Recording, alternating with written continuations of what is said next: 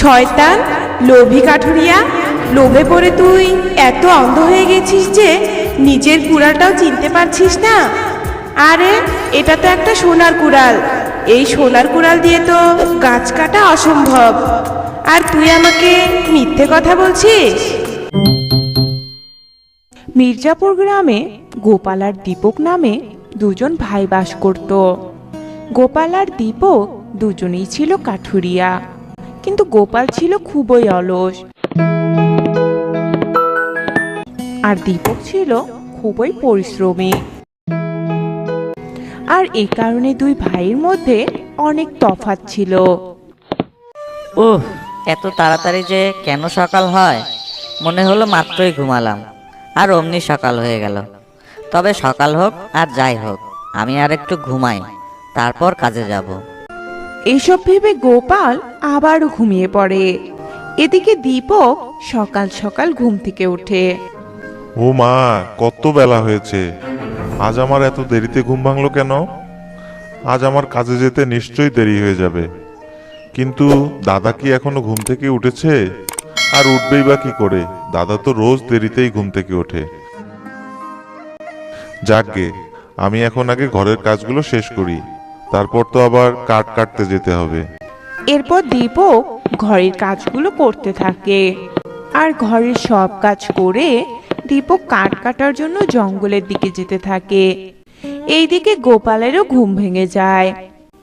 যাক, একটু ঘুমিয়ে এখন বেশ ভালোই লাগছে। যাই দেখি ভাই কিছু রান্না করেছে কিনা, রান্না করা থাকলে একটু খেয়ে নিয়ে কাঠ কাটতে যাব। ভাই নিশ্চয়ই এতক্ষণে কাঠ কাটতে চলে গেছে। ও তো আবার একটু তাড়াতাড়ি ঘুম থেকে ওঠে। আমি আসলে বুঝি না, সারাদিন ভাই এত খাটাখাটনি করার পরেও কি করে এত তাড়াতাড়ি ঘুম থেকে জাগে, আবার ঘরের কাজও শেষ করে, আবার নিজেও কাজে যায়। যাক, অত ভেবে কাজ নেই, বেশ ক্ষুধা লেগেছে। এরপর গোপাল আর রান্নাঘরে যায় আর রান্নাঘর থেকে খাবার বেড়ে নিয়ে খাবার খেয়ে কাজের উদ্দেশ্যে রওনা দেয়। কাঠ কাটতে কাটতে বড্ড ক্লান্ত হয়ে গেলাম, আর গলাটাও শুকিয়ে গেছে। যাই, নদীতে গিয়ে একটু জল খেয়ে গলাটা ভিজিয়ে নিয়ে আসি।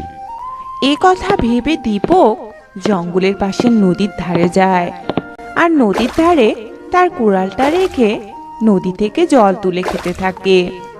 আর জল খাওয়া শেষ করে দীপক যেই না কুড়ালটা নিতে ধরেছে, অমনি তার হাত লেগে কুড়ালটা পানিতে পড়ে যায়। হায় হায় হায়, এ কি হয়ে গেল?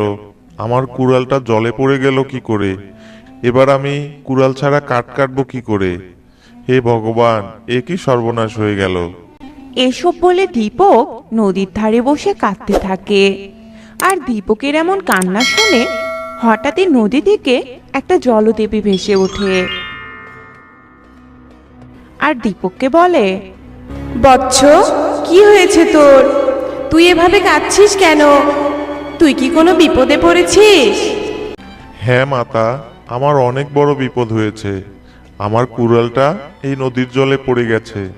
এখন আমি কুড়াল ছাড়া কাঠ কাটবো কি করে? আর কাঠ না কাটলে আমার সংসার চলবে কি করে?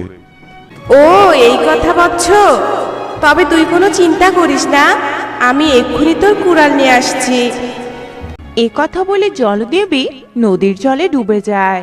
আর কিছুক্ষণ পর একটা সোনার কুড়াল নিয়ে ভেসে ওঠে আর দীপককে বলে, চেয়ে দেখ তো বাছা, এটা কি তোর কুড়াল? আমি জলের নিচ থেকে এই কুড়ালটা তুলে এনেছি। না না মাতা, এটা তো আমার কুড়াল নয়, এটা তো সোনার কুড়াল। এটা কিছুতেই আমার কুড়াল হতে পারে না। ও, এটা তোর কুড়াল নয় বৎস, তবে দাঁড়া, আমি তোর কুড়াল নিয়ে আসছি। এরপর জলদেবী আবারও জলে ডুবে যায় আর একটা রূপার কুড়াল নিয়ে ভেসে ওঠে।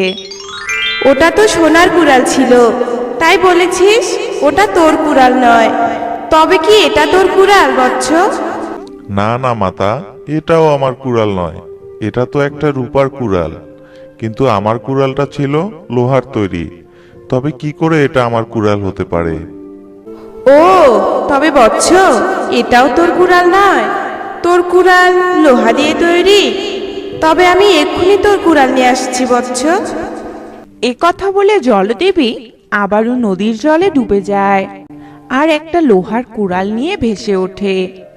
আর জলদেবীকে লোহার কুড়াল নিয়ে ভেসে উঠতে দেখে দীপক উদ্বেগ স্বরে বলে, এই তো আমার কুড়াল। হ্যাঁ মাতা, এটাই আমার কুড়াল। দিয়ে দিন আমার কুড়ালটা মাতা। নিশ্চয় দিব বৎস। তবে বৎস, সাথে সোনার কুড়াল আর রূপার কুড়ালটাও তোকে দিব, কারণ তোর সততা দেখে আমি যে মুগ্ধ হয়েছি রে। এরপর জলদেবী জাদু করে সোনার কুড়াল আর রূপার কুড়ালটাও নিয়ে আসে আর সোনা, রূপা আর লোহার কুড়ালটা সহ দীপকের হাতে তুলে দেয়। এইদিকে গোপাল জঙ্গলে চলে আসে আর আড়াল থেকে গোপাল এই সমস্ত ঘটনা দেখছিল। আর এসব ঘটনা দেখার পর সে মনে মনে ভাবে, কি সাংঘাতিক ব্যাপার! জলদেবী ভাইকে সোনা রূপার কুড়াল দিল, তবে তো ভাই অনেক বড়লোক হয়ে যাবে। না, যে করেই হোক আমাকেও জলদেবীর কাছ থেকে সোনা রূপার কুড়াল পেতে হবে। এরপর দীপক নদীর ধার থেকে চলে যায় আর জলদেবীও ডুবে যায়। তারপর গোপাল সেই নদীর ধারে যায় আর ইচ্ছে করেই গোপাল তার কুড়ালটা নদীতে ফেলে দেয় আর ঢং করে কাঁদতে শুরু করে। আর গোপালের কান্না শুনে জলদেবী আবারও ভেসে ওঠে।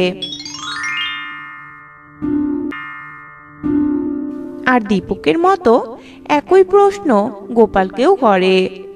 আর গোপালও বাণী বানিয়ে জলদেবীকে অনেক মিথ্যে কথা বলে। কি বলবো দুঃখের কথা জলদেবী, আমার কুড়ালটা নদীতে পড়ে গেছে। এখন আমি আমার কুড়ালটা কোথায় পাবো? জলদেবী, দয়া করে আপনি আমার কুড়ালটা খুঁজে এনে দিন। গোপালের এসব কথা শুনে জলদেবী জলের মধ্যে ডুবে যায় আর একটা লোহার কুড়াল নিয়ে ভেসে ওঠে।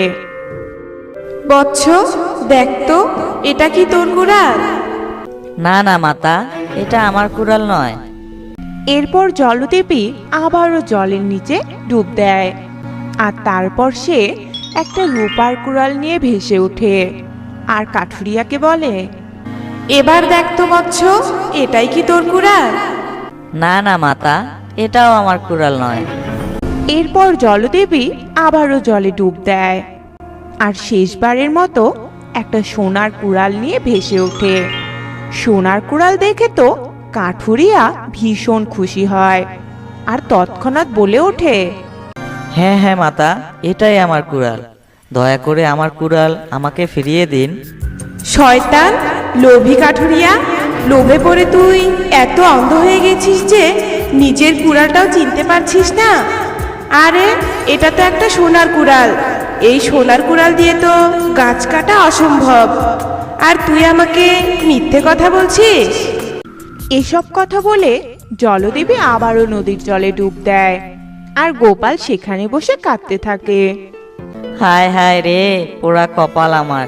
অতিরিক্ত লোভের কারণে সোনার কুড়ালটাও হারালাম, সাথে আমার নিজের কুড়ালটাও। লোকে ঠিকই বলে, লোভে পাপ আর পাপে বিনাশ। এইদিকে গোপাল যখন তার লোভের কারণে কুড়াল হারিয়ে কাঁদছিল, অন্যদিকে দীপক তার সততার পুরস্কার নিয়ে সুখেই তার দিন কাটাচ্ছিল। তো হ্যালো প্রিয় বন্ধুরা, তোমরা সবাই কেমন আছো? আশা করি অনেক ভালো আছো। তো আজকের গল্পটি তোমাদের কাছে কেমন লেগেছে তা কমেন্ট করতে একদম ভুলো না। আর এরকম তুমি যদি নিত্য নতুন মজার কার্টুন গল্প দেখতে চাও তাহলে প্লিজ আমাদের চ্যানেলটি সাবস্ক্রাইব করে দাও এক্ষুনি।